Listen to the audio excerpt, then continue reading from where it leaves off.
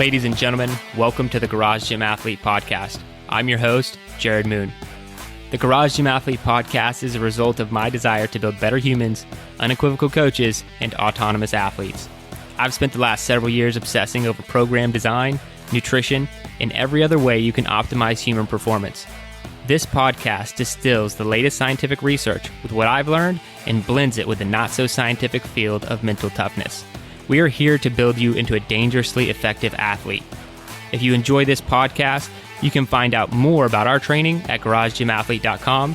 And if you want to pursue more into the field of coaching and programming, head to endof3fitness.com. Thanks for listening.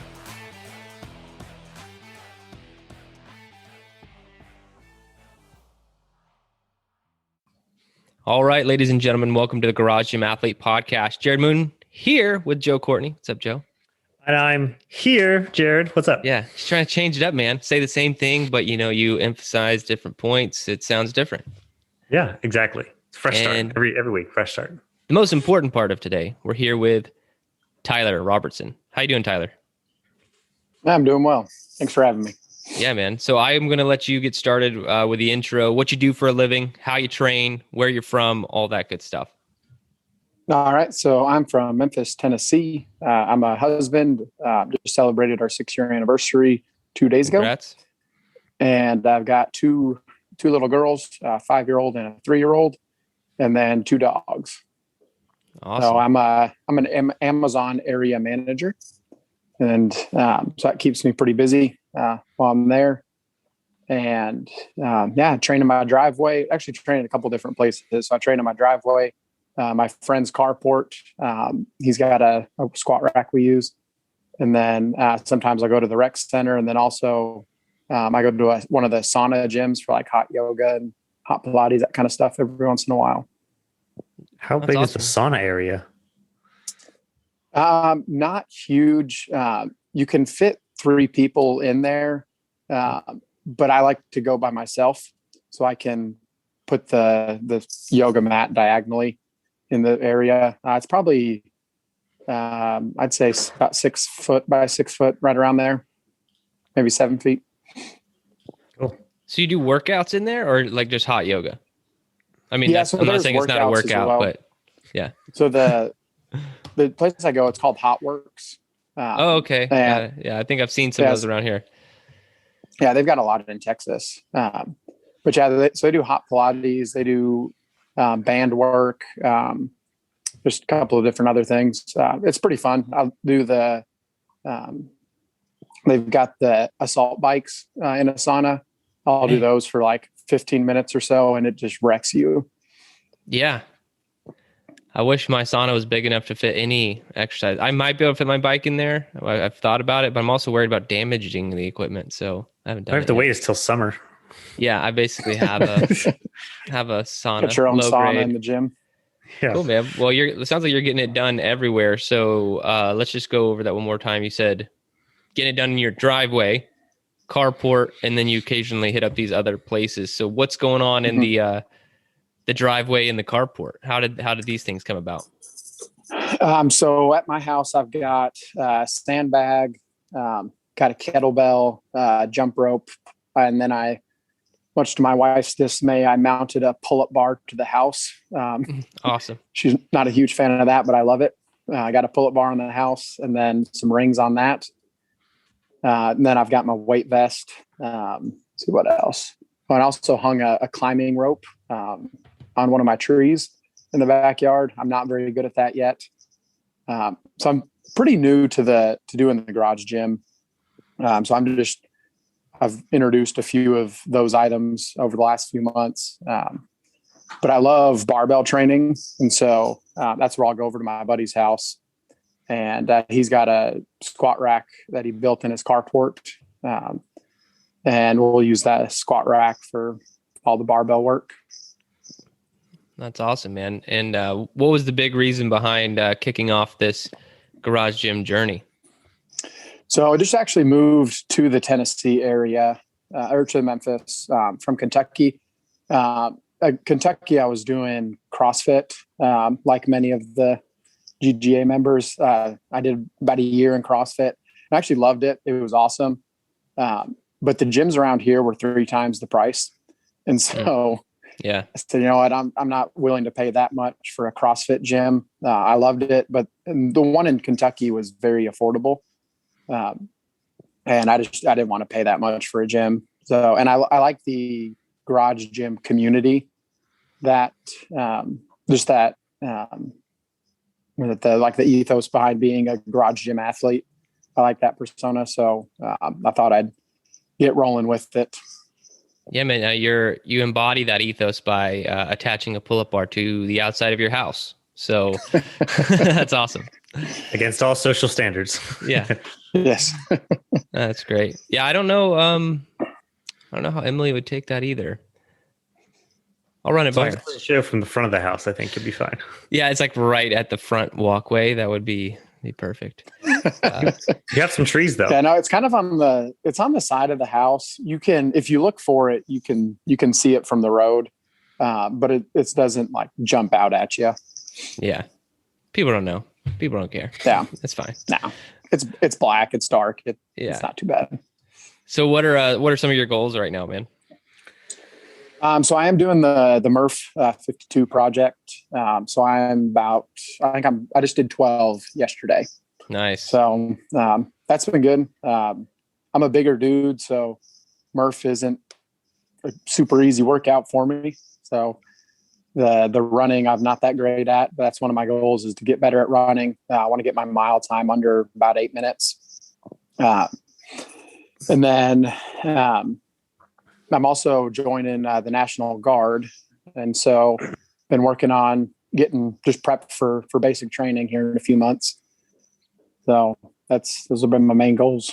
Yeah, that's awesome, man. So you're 3 months into the Murph project. How's it going?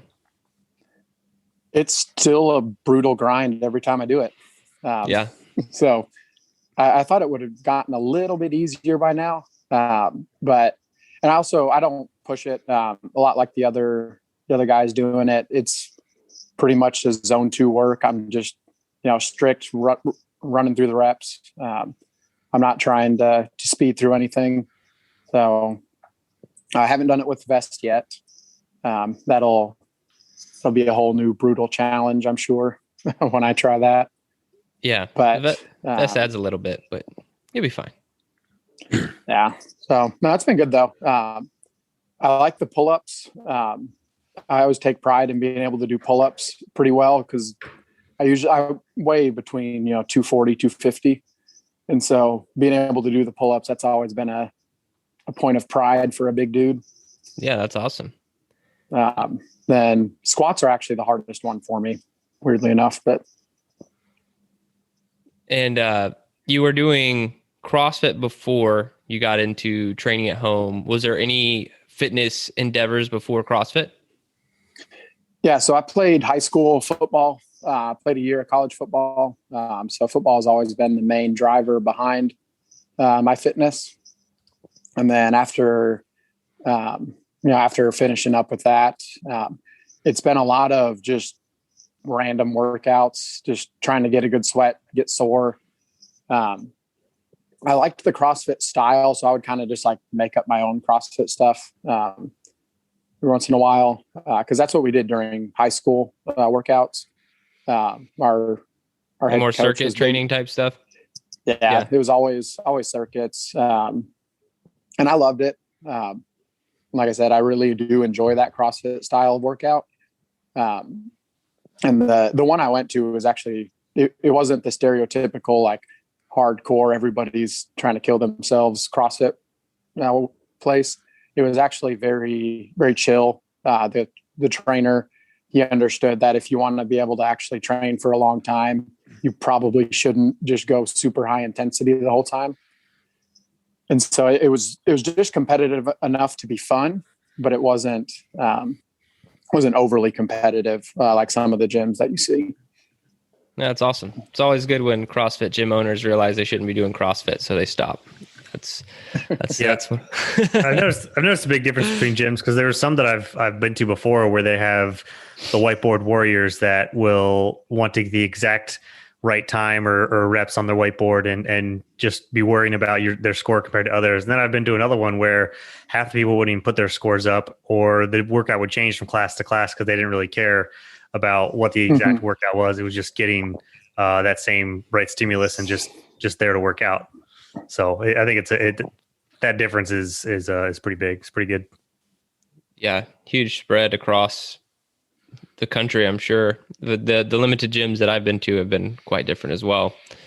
But how do you like this transition, man? So you're going from, CrossFit has a lot of things. So you typically have a coach in the class, right? You have all this equipment, you have a community, and now you transition out of all that to,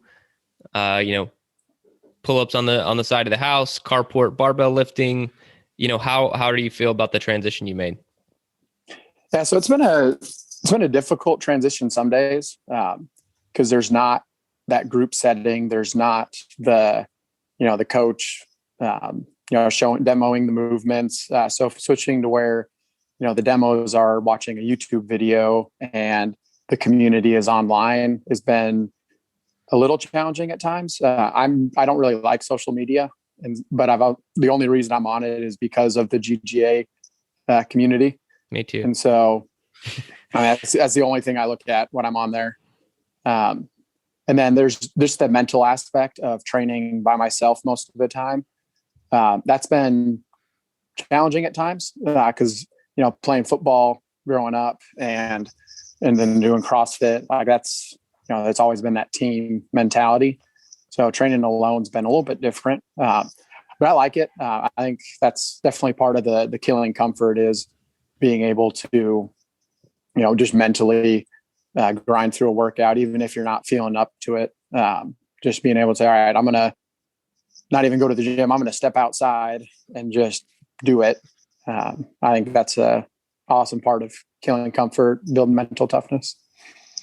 Yeah, man, it's a huge part of it. I think when you don't have that team aspect or the people and the accountability is really only on you, but you still step outside to do what you got to do. I think you win the battle every day right there. It's a small one, but it's a tough one at the same time. Yeah, for sure. All right, man, let's get into some of these other questions. What's the hardest workout you've ever done? So I was trying to think back to some of the football workouts, and I couldn't really remember the specifics on them. I'm sure there's been harder than this one, but one I did, this is probably 6 months ago, or 6 months, 8 months ago. You had to accumulate 8 minutes in a plank, and every time you drop, you had to run 400 meters and do 30 hand release push-ups. All right. And I don't know that I've ever in my recent workout history been that sore after a workout. Planks are not one of my strong suits. Yeah, you're going to write this down, aren't you? Yeah, I'm looking for my pen. Dang it. I was saying, I heard that, I was like, dang it, it sounds like a usual Saturday, and it sounds... it sounds like a Tuesday workout, but it's definitely definitely getting thrown in the programming. Some variation. Have fun, hard to kill. It does sound like a good hard to kill workout. Oh, yeah. Man. No, that one was awesome. So, 8 minutes accumulated. I think the first hold I got like 2.5 minutes, which is the longest I've ever held a plank, and then it was downhill from there. So that's awesome. Yeah, I think it was brutal. Throw a vest into that. And then, make it 10 minutes and then also the run's a mile. And now we're at Meet Yourself Saturday. Just so that's why I'm the governor. Don't worry. Don't worry. If we make it a Meet Yourself Saturday, I'll call it the Robertson special or something like that. Sweet. I apologize to all the garage gym athletes that will have to right. That. I really like that one. It's the brutal simplicity. Those are my favorite ones in Meet Yourself Saturday. It's impossible to cheat. It's a great one. No, they were good. A couple of the guys I did it with, they were younger, very small individuals, and they either only dropped once or they've actually made it through the whole 8 minutes. And I was very jealous of them because cheating. I was not anywhere near that. Yeah. Well, that's why I said throw in a vest, not for everybody, but for people who can, because there are, like you said, if you weigh $150 and you're doing some planks, you might just be able to do 8 minutes all at once, But when you're 250 like yourself or 200, 8-minute plank is a little bit harder, and you're going to be breaking a little bit more. So yeah, let's throw the vest in on the little guys. I'm terrible at planks. He's sweating just thinking about the workout he's not going to do. All right, man. In your opinion, what's the best activity for building mental toughness? So I'd have to say cold showers. I think I've been doing them for a while, and they're brutal every single time you go in, especially in the winter. So last week when I did my cold shower, I don't know that it's ever been that cold, and it was borderline one of those activities that I don't know if it was just stupid or if it was building mental toughness. I think that's the threshold right there. That when you start asking yourself that question, you're building more mental toughness. You're like right at that exactly. threshold. Yeah, like I've heard a couple of podcasts on like the health benefits of doing cold showers and whatnot, and I think that's probably not all that accurate. But I think the psychological aspect of doing the cold showers, I think it's awesome. Great for just doing something that sucks every single time. Just hopping in that cold shower and just bathing in the ice feels great. Yeah, and I agree with you. I think all the health claims on cold showers would take pretty cold temperatures and for long duration. But if we're talking like a 1 to 3 minute cold shower, you're primarily focusing on just mental toughness stuff, not anything much more than that. Yeah. All right, man. If you could only have one piece of equipment to train with for the rest of your life, what would it be? I'd probably have to say my sandbag. I got that December of last year, and I have a lot of fun with it. Like just doing sandbag flips or carrying it around, or just doing, if I'm subbing any of the barbell work with it, whether that's squats or cleans or deadlifts. I love doing the sandbag. It's been fun. How heavy is it? Yeah. 75 pounds. That's good. Now, are you in the camp that we should have either a sandbag track or a one-man, one sandbag program? You get to vote. I would probably give that a shot. I think that would be fun. Which one? The program or the track? Do the track. The track. All right. Yeah. Just taking notes. Lots of notes in this podcast. Right? Do a program first. I'm glad we're recording it. If you could add something to your gym, what would it be? A garage. Since I don't actually have a garage. Ding. So if I could get a, 15 by 12 square foot area, like that would be awesome. Whenever the weather is not great, whether that's raining or snowing and icing like it has the last couple of weeks, it definitely is a hit on my training. I'm not hardcore enough to go out in a foot of snow to still run and do my pull-ups and whatnot. So I don't need it temperature controlled. I just need a roof to ideally keep the precipitation out. Yeah, that makes sense. And keep your equipment alive longer. Yeah, for sure. That's a big reason. Like I'm actually thinking of insulating my garage, which I've never done in the past, because the extreme heat in the summer is like going to fry all my electronics. Because that's like the worst thing you can do for electronics is put them in heat. So like all the bike erg and true form and all that stuff. So yeah, it protects the equipment too, which is a big factor. Yeah. Right now I've just got a little shed that I put them in, but it's a pretty rink-a-dink shed. So I could rip that down and get a good garage up. That'd be awesome. It's awesome, man. Well, what is your best advice for all the garage gym athletes out there listening right now?